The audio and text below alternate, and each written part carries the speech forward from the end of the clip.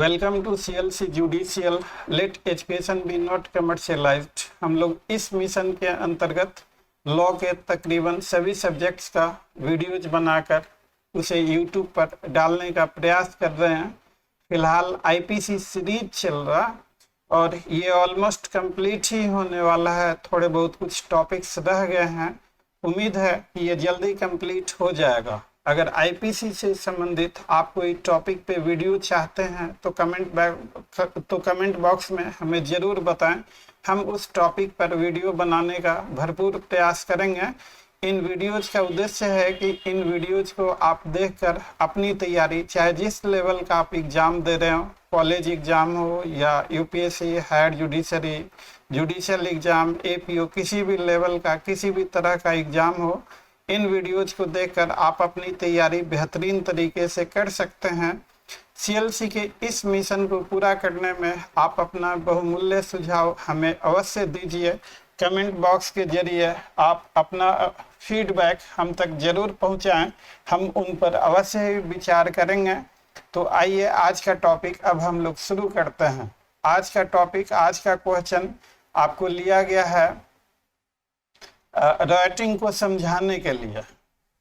तो राइटिंग के बारे में तो सभी स्टूडेंट पढ़ते हैं और सभी स्टूडेंट लिखते हैं। एक लाइन में डेफिनेशन है, व्हेनेवर फोर्स और violence is used by unlawful assembly it is writing, section 146। तो सिर्फ इतना ही लिख देने से आपका काम नहीं चलेगा। ये कम्पिटिटिव एग्जाम है, आपको औरों से आगे निकलना है, आपको बेहतरीन मार्क्स चाहिए, तभी आपका सिलेक्शन होगा। ये तो जस्ट ABCD हो गया राइटिंग का, और इस ABCD राइटिंग का और बेहतरीन में बहुत ज़्यादा का डिफरेंस नहीं है। थोड़ा सा एक आध लाइन और आप ऐड करेंगे, छोटी छोटी जो गलतियां होती हैं उन गलतियों को दूर करेंगे तो आपका भी नंबर बेहतरीन से बेहतरीन आ सकता है। So just a second. हाँ, तो मैं आज का क्वेश्चन पढ़ता हूँ और ये सारी चीज़ें आज ही अभी इसी वीडियो में हम लोग चर्चा करेंगे। During annual festival of university there is a fight between group of students due to which few students are injured, what offense is committed. तो इसका आंसर एज पर रिजल्टेंट इंजुरी पहले से हाईलाइट किया हुआ है। इसको मेंस का क्वेश्चन पूछा गया कि राइटिंग और फ्री फाइट में क्या डिफरेंस है, और वही PT का question MCQ as it is copy paste कर मेंस के लिए पूछ गया है। एप्लीकेशन बेस्ड क्वेश्चन अगर एग्जाम में आते हैं तो आपके लिए अपॉर्चुनिटी है, अच्छा से अच्छा स्कोर करने का, बहुत ही आसान होता है। तो I personally love application based question, बहुत ही इजी होता है। हम लोग देखेंगे कैसे इजी होता है। और इंटरव्यू के लिए पूछा गया राइटिंग एंड एफरे में क्या डिफरेंस है। देखिए, राइटिंग के बारे में लिखा है सेक्शन 146 में, whenever force or violence is used by an unlawful assembly or by any member thereof in prosecution of the common object of such assembly, every member of such assembly is guilty of the offense of writing। ये हम लोगों ने bare act को as it is copy paste कर यहाँ लिख दिया गया। हम लोग बेयर एक्ट पे ज़्यादा विशेष फोकस करते हैं, क्योंकि बेयर एक्ट से आपको इंग्रेडिएंट बनाना है और इंग्रेडिएंट बना के आप लिखेंगे तो एग्जाम में कुछ भी मिस नहीं होगा और आपका एक बेहतरीन आंसर होगा। किताबों में या बहुत सारे मटेरियल्स में बहुत सारी चीज़ें इररिलेवेंट दी होती हैं। आपको एग्जाम पॉइंट ऑफ व्यू से क्या क्वेश्चन है, कितना रेलिवेंट है, आपको क्या लिखना है और क्या नहीं लिखना है, इस बात का ज्ञान अवश्य ही होना चाहिए अगर आपको बेहतरीन मार्क्स चाहें तो इसका इंग्रेडिएंट है, पहला ingredient, there must be an unlawful assembly under section 141। जो सेक्शन 141 में जो ऑब्जेक्ट है, the object of unlawful assembly must fall with in any of the object of section 141। और दूसरा है, accused must be member of such an unlawful assembly, section 142। और force और violence must B use. तो ये जो तीसरा पॉइंट है, फोर्स और वायलेंस मस्ट बी यूज्ड, तो ये बहुत ही इम्पोर्टेंट है। अगर अनलॉफुल असेंबली के द्वारा तो फोर्स और वायलेंस यूज नहीं होता है तो इट्स राइटिंग नहीं होगा। Use of force and violence is very much necessary. जो हमारे केस लॉ है, जो हम लोग केस लॉ पढ़ते हैं, केस लॉ में हम लोगों को कोई नई चीज़ नहीं मिलती, हम जो भी राइटिंग से केस लॉ पढ़ेंगे, आप निकाल के देखिएगा केस लॉ, उस केस लॉ में सेक्शन 146 का ही बेहतर से बेहतर एक्सप्लेनेशन दिया होता है। कोई भी केस लॉ सेक्शन 146 के थीम के अगेंस्ट नहीं हो सकता। अगर अगेंस्ट है तो या तो सेक्शन को अनकॉन्स्टिट्यूशनल या स्ट्रक डाउन करना पड़ेगा, या that is not a good case law. तो 99.99% केसेज जो है case laws that just give you better explanation of the bare act. तो फोर्स और violence must be used by the said unlawful assembly और any member thereof. और तो ये देखिए, जो भी स्टूडेंट मेंस देंगे वो तो जरूर लिखेंगे। मैं शुरू में भी चर्चा किया कि use of force and violence by unlawful assembly और any member thereof is rioting. तो आपको यही समझना है कि this force and violence must be used in prosecution of common object of unlawful assembly। ये पॉइंट नंबर 4 अगर आप नहीं लिखेंगे तो आपका आंसर कभी बेहतरीन नहीं हो सकता। और इस अगर आप बेहतरीन मार्क्स चाहते हैं तो ये पॉइंट चौथे नंबर का, जिसे मैं लाल पेन से लिखा है, फोर्स और violence must be used in prosecution of common object of unlawful assembly, तभी वो राइटिंग होगा। अगर फोर्स और violence is being used for the purposes other than the common object of unlawful assembly, then that is not rioting. इसको हम लोग समझते हैं एक जस्ट मैं आपको एक हाइपोथेटिकल एग्जाम्पल के जरिए समझाने का कोशिश करता हूँ। थोड़ा सा यहाँ पे मैं let me make some place here to illustrate। ये बाकी तो गड़बड़ नहीं हुआ, मैं थोड़ा न्यू हूँ टेक्नोलॉजी में, नहीं ठीक हुआ थोड़ा थोड़ा अब लगता है मैं सीख रहा हूँ। तो जस्ट देखिए, फोर्स और वायलेंस मस्ट बी, मान लीजिए कि ये दिस इज ए ग्रुप, इसमें 10 लोग हैं, 5 और मोर। तो ये आपका 5 4 मान लीजिए 10 11 12 जो भी लोग हैं, इनका कॉमन ऑब्जेक्ट है कि वाई के घर पे जाके इसे अटैक करना, मारना पीटना। तो ये अनलॉफुल असेंबली है, ये चले मारने के लिए।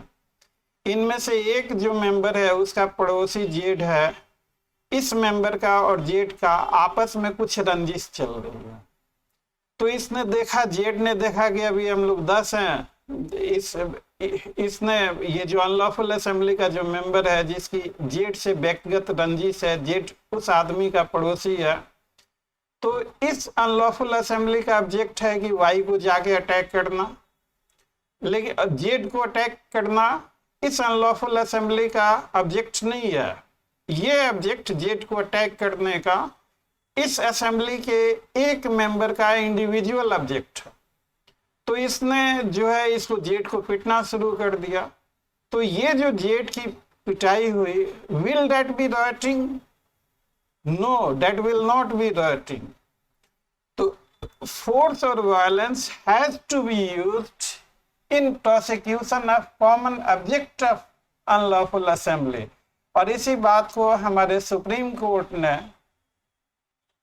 हजारा Singh versus state of Punjab की केस में समझाया। It was held at the said force और violence must be used in prosecution of common object of said unlawful assembly, और यूज ऑफ फोर्स और violence is a necessary condition to attack this action. अगर force और violence use नहीं होता तो rioting नहीं होगी।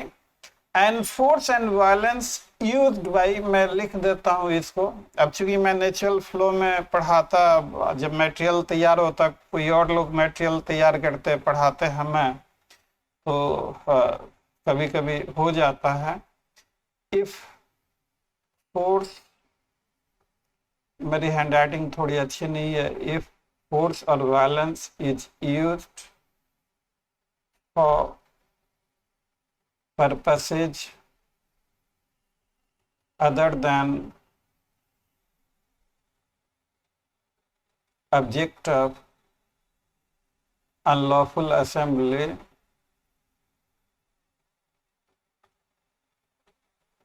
तो इसमें क्या राइटिंग होगा, तो ऐसे केसेस में नो राइटिंग। तो ये आपको फोर्स और वैलेंस है, नंबर वन कि फोर्स और वैलेंस का यूज होना बहुत जरूरी है। अगर फोर्स और वैलेंस का यूज नहीं होता है तो this is no rioting, number one. Number two, this force or violence has to be used in prosecution of common object of the unlawful assembly. तभी राइटिंग होगा if the force or violence is used for the purposes other than the common object of unlawful assembly, then it is no writing. तो देखिए यही दो line का difference है बेहतरीन answer में और एवरेज आंसर में। जो बच्चे पीटी क्वालिफाई करके मेंस दे रहे हैं, डू यू थिंक कि वो नहीं लिख पाएंगे फोर्स और violence use by unlawful assembly? लेकिन फोर्स और वायलेंस का थोड़ा सा आप स्पेसिफाई एक दो लाइन में इस तरीके से कर देंगे तो यही आंसर आपका बेहतरीन आंसर होगा। हजारा सिंह का केस साइट कर देंगे। सेक्शन 141 जो है object, what objects are deemed to be unlawful, 141 निकाल के देखिएगा। If the common object of an assembly is not illegal, it is not writing. If the common object of assembly does not fall within the meaning of section 141 तो writing नहीं होगा। ये सारे logic हैं, ये सारी चीजें रीजनिंग है। लॉ के लॉजिक और रीजनिंग इनके हार्ट एंड सोल हैं। We can never afford to divorce logic and reasoning, और इस कारण से कहा जाता है कि लॉ एक कंसेप्चुअल सब्जेक्ट है। लॉ के साथ आप जल्दबाजी करेंगे तो कभी अच्छे से नहीं समझ पाएंगे, हवा हवाई ही रह जाए। मैं कभी कभी ऐसे शब्द इस्तेमाल करता हूँ, हवा हवाई। खैर एनीवे, तो ये देखिए ये रीजनिंग पे ही है। आप वीडियोज को पॉज कर इन चीज़ों को नोट डाउन कर सकते हैं। और इसी चीज को जो मैंने आपको लिख के एक्सप्लेन किया, acts done by some members outside the common objects are only chargeable against the actual perpetrator of those act. Sudden quarrel, तो mere use of force by persons assembled does not render all of them liable for writing. तो क्योंकि this force and violence must be used to prosecute common object of unlawful assembly. Prosecuting common object means to achieve the common object. अब जैसे यहाँ पे ये जो बनाया, ये लोग अनलॉफुल असेंबली के, ये लोग, let me change the ink, फिर से समझाता हूँ। ये लोग अनलॉफुल असेंबली को कंस्टिट्यूट करते हैं। मान लीजिए 10-12 जो भी लोग हैं, इनका जो है कॉमन ऑब्जेक्ट है वाई को जाके पीटना। 141 में पड़ता है इनकी असेंबली इलीगल पर्पस के लिए हो गई 141 के लिए, तो ये असेंबली अनलॉफुल हो गई। ये लोग मेंबर हैं 142 हो गया, मेंबर ऑफ अनलॉफुल असेंबली। ये चलते हैं इसको पीटने के लिए, लेकिन रास्ते में जेड मिल जाता है। जेड जो है इनमें से किसी मेंबर का पड़ोसी है, उनकी व्यक्तिगत इन दोनों की रंजिश है, वो मेंबर जेड को पीटने लगता है। तो दिस, यहाँ भी फोर्स और वायलेंस यूज हुआ। तो the use of this force and violence is not writing because Z को पीटना, it was not the common object of the unlawful assembly. Common object of this unlawful assembly was to assault y, to beat y. तो y को पीटा जाता तो ये writing हो सकता था, बट इट्स नॉट। जेड को पीटना ये राइटिंग नहीं है। And you must need to understand, must not forget, और जरूर लिखना है आपको। सडन क्वारल वही है कि आज का क्वेश्चन सडन क्वारल को समझाने के लिए बताया गया है। तो आप देखिए sudden quarrel, mere use of force और violence by members of the assembly, members of the people assemble together there, तो वो राइटिंग नहीं होगा। Force to achieve a common design, to prosecute the common object of unlawful assembly, इसका punishment 147 में provide किया गया, 2 years और with fine और विथ बोथ। और rioting arm with deadly weapon 3 years और विथ फाइन और विथ बोथ। और इसके अलावा और भी जो ऑफेंस, जैसे किसी को चोट लग गई, कोई मर गया, तो वो भी अलग से लगेगा। एफरे को डिफाइन किया गया when 2 or more persons by fighting public place, disturbing peace, कौन सा peace? Public peace, they are said to commit an affray, और इसका जो पनिशमेंट है 1 month with fine which may extend to 100 rupee और विथ बोथ। एफरे का ingredient find between two, जो fight between 2 और मोर पर्सन, पब्लिक प्लेस होना चाहिए, fight must disturb the public peace. तो फाइट का कोई डिफिनीशन दिया, फाइट का कोई भी डिफिनीशन आईपीसी में नहीं दिया गया है। नॉर्मली फाइट मींस कंटेस्ट और स्ट्रगल बिटवीन, दोनों में झगड़ा हो जाना, मारपीट हो जाना। फाइट, जब इन सारे वर्डों के डिफिनीशन अपने स्टैट्यूट में नहीं दिए हुए हैं तो हम लोग डिक्शनरी को यूज करते हैं। आप देखेंगे सुप्रीम कोर्ट, हाई कोर्ट में while interpreting something dictionaries are referred, और वो डिक्शनरी जजमेंट में लिखी भी जाती है according to Black law dictionary, according to Oxford, according to Webster, ऐसे कुछ केसेज में आपको मिलते हैं। पब्लिक प्लेस वो भी नहीं डिफाइन किया गया है अनलॉफुल असेंबली में। तो कॉमन लैंग्वेज जहां public can go as matter of right, A legal right of access is not necessary। अब इसी को आप इनलार्ज कर दें कि पब्लिक प्लेस का जो एग्जॉस्टिव, पब्लिक प्लेस का रिस्ट्रिक्टेड डेफिनेशन नहीं देना है, पब्लिक प्लेस का ब्रॉडर डेफिनेशन देना है। Where member of the public has access, where member of the public can go there, जैसे टेम्पल हो गया, रोड हो गया, रेस्टोरेंट हो गया, हॉस्पिटल्स हो गए। तो ये सारे, अब यूनिवर्सिटी का annual festival, is that a public place, क्या पब्लिक को इनवाइट किया गया या ओनली फॉर द स्टूडेंट? तो नॉर्मली जो यूनिवर्सिटी का एनुअल फेस्टिवल है that is not for outsiders. तो देखिए जो आज का क्वेश्चन है इस पे हम लोग आते हैं। इसमें फाइट है, fight between group of student. तो कॉमन ऑब्जेक्ट क्या था? अगर ये लिखा होता क्वेश्चन में कि one of the student makes comment due to which few students are agitated and they decided to beat him, तो ये common object, this is formation of the common object since it is a sudden quarrel between few groups. यहाँ पे इस given questions में कहीं भी common object के बारे में नहीं कहा गया, और and more over annual festival में शामिल होना, एंड देयर इज असेंबली, तो that assembly is not unlawful. तो असेंबली इज नॉट अनलॉफुल, लेकिन सडन फाइट हो जाता है कुछ ग्रुप ऑफ स्टूडेंट्स में विदाउट एनी कॉमन ऑब्जेक्ट। तो कॉमन ऑब्जेक्ट नहीं है तो ये राइटिंग नहीं होगा, एफरे नहीं होगा चूंकि ये पब्लिक प्लेस नहीं है जहाँ पे ये फंक्शन हो रहा, न्यूसेंस नहीं होगा because that is only act of annoyance, injury हो रहा है इसमें।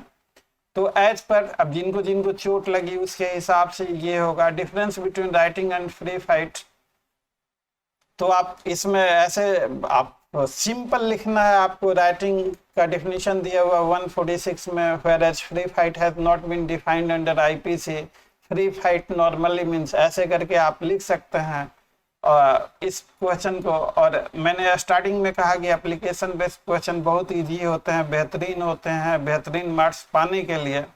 तो यही सब रीजनिंग आप दीजिए, आपको बेहतरीन मार्क्स मिलेगा। What is difference between rioting and एफरे?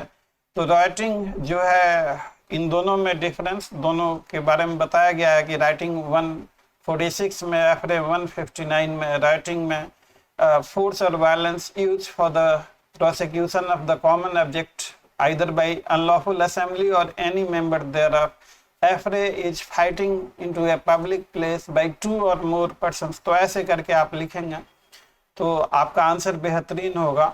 आपसे एक सहयोग की भी उम्मीद मैं करता हूं और अपील भी करता हूं इस वीडियो से। अगर कोई चीज़, क्योंकि YouTube पे बहुत शॉर्ट कंटेंट होता, हम लोगों को उतनी आज़ादी नहीं है, लंबी वीडियो होगी तो अपलोड में भी ज़्यादा टाइम लगता है। इस वीडियो से संबंधित कोई डाउट या कोई क्वेश्चन है तो कमेंट बॉक्स में ज़रूर पोस्ट कर पूछिएगा, हम लोग उसे बताने का भरपूर कोशिश करेंगे। वीडियो अच्छा लगा हो तो वीडियो को लाइक, चैनल को सब्सक्राइब जरूर कीजिएगा। एक वीडियो बनाने में हम लोगों का सारा दिन का समय लगता है और आपके लिए बना रहे हैं ये वीडियो, तो चैनल को सब्सक्राइब कर अपना प्यार और सहयोग हमें ज़रूर दीजिएगा। और अगर आप लॉ स्टूडेंट नहीं भी हैं तो वीडियो को ज़्यादा से ज़्यादा शेयर कीजिएगा, ताकि हम लोग अपने मिशन में सुगमता से अपने मिशन को अचीव कर सकें। तो thanks for watching, see you again with next topic, till then bye bye.